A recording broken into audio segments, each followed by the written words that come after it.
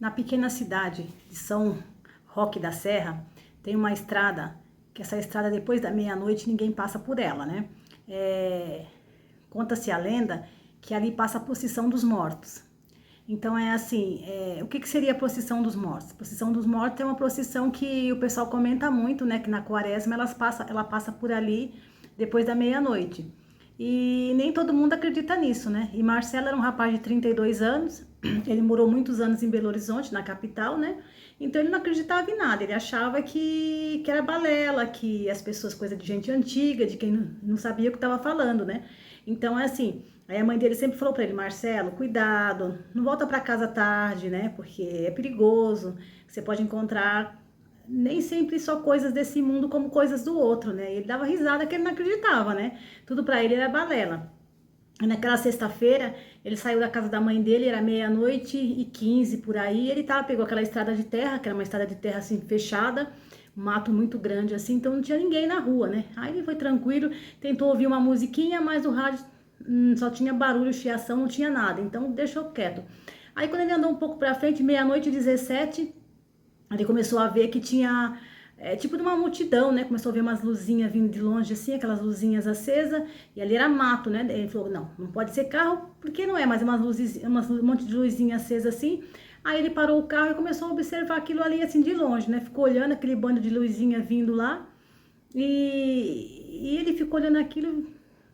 O pessoal vai fazer uma procissão essa hora, né? Mas é cidade pequena do interior, o pessoal tem essas coisas de fazer procissão, né? Então, para ele, achou aquilo super normal e ficou ali, aquela procissão passando ali você não via barulho de grilo, não via barulho de mato, barulho de nada, só do coração dele meio acelerado, né?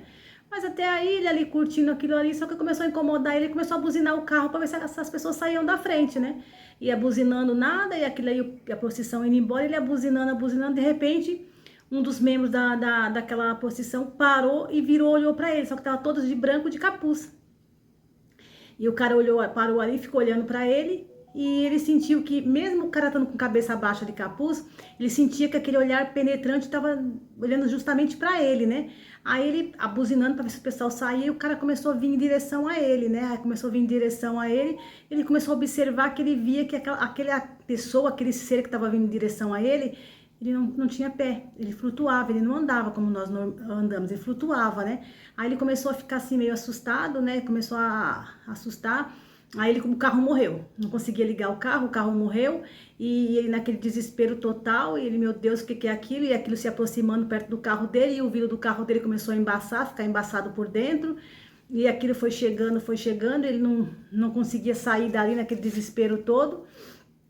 E dentro da cabeça dele, ele ouviu uma voz assim: você prometeu, você prometeu. Aí ele, naquele desespero, e aquilo ali vinha chegando perto do carro dele assim. Quando chegou bem perto dos vidros do carro, o vidro rachou. Quando o vidro rachou, naquele desespero total que ele tava, ele sentiu que aquilo levantou o capuz. Na hora que levantou o capuz, ele viu que não tinha rosto, era uma escuridão total. E naquela escuridão que tava daquilo ali, começou a ver vários olhos olhando para ele, assim, uma coisa bem medonha mesmo.